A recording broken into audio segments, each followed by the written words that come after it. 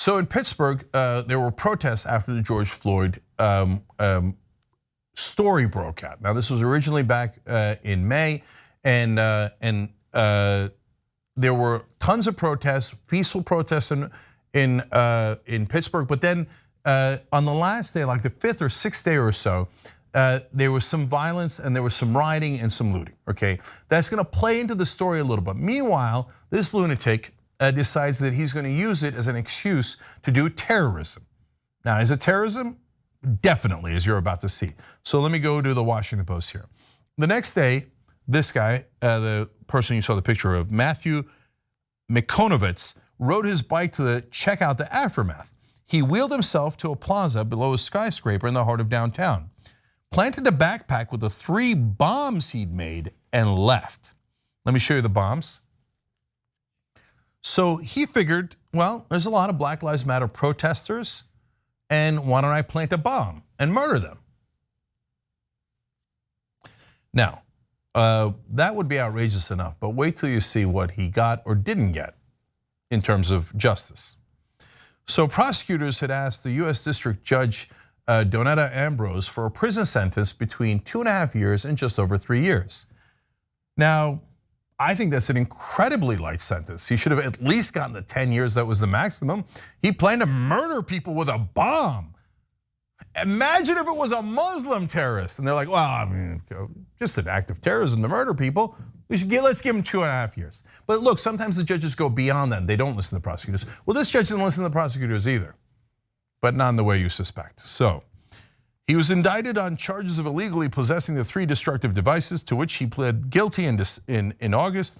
On Monday, facing a 10-year prison sentence, Michanowicz, 53, avoided more time behind bars, instead getting time served and 3 years probation. He has to serve the first 6 months under house arrest. A terrorist, and he's getting house arrest. It's COVID times, we're almost all under house arrest. House arrest, are you joking? Is this a joke? No, there's no justice in the country. You know, no matter if you're even the hardest right-winger out there, I love right-wingers, I don't care, I love the violence. You all know, even those guys know, that if he was Muslim, he'd be looking at a massive jail sentence.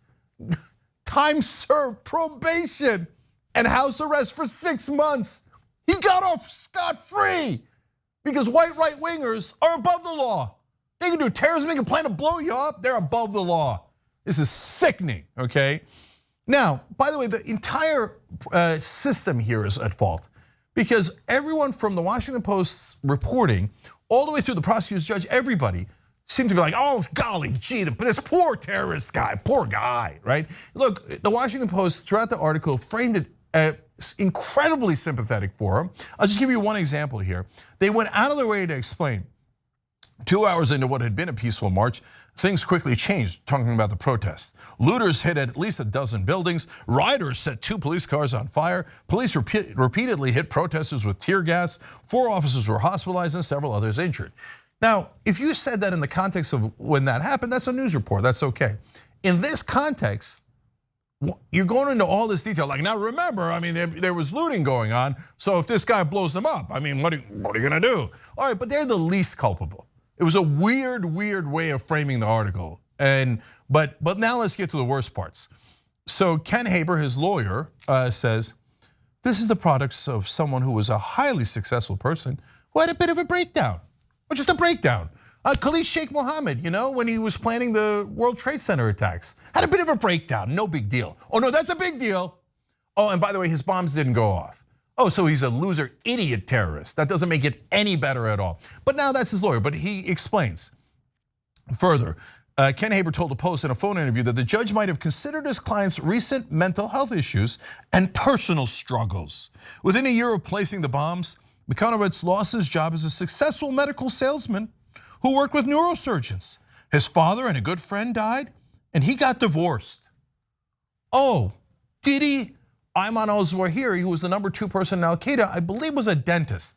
He was a good, respectable person. He was a dentist. Oh, and he's having trouble with his wife. His wife won't even listen to him anymore. And now we're gonna blame him for 9/11. Come on. He was just, having a bit of a breakdown, but did it work?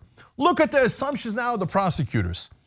Washington Post explains, although prosecutor Jessica Smolar did not explain why Michanowicz planted the bombs, she outlined years of substance abuse that peaked in 2020. I don't give a goddamn about his substance abuse. Do you ever care about substance abuse when it's a black defendant? Yes, you do, to smear him. But in this case, you're the prosecutor, not the defense attorney. The prosecutor is using it as an excuse from, well, I was having a bit of a breakdown and worked with neurosurgeons. His wife was yelling at him, and he had his substance abuse problem. Ridiculous. And now, look at this last one. Right after Michanowicz was charged, then US Attorney Scott Brady denounced him as an agitator. Ooh, an agitator. When someone who's brown or black does it, they're the world's worst criminals, terrorists. They have to be put in Guantanamo Bay. Their rights have to be stripped. They no longer have any rights at all, right? A white right-winger goes to murder people at a Black Lives Matter protest with bombs. Just a bit of an agitator who's having an off day, and so come on. And they don't give him any prison time. Unbelievable. But yet in America, unfortunately, all too believable. And that's the injustice that we're fighting against. Thanks for watching The Young Turks, really appreciate it. Another way to show support is through YouTube memberships.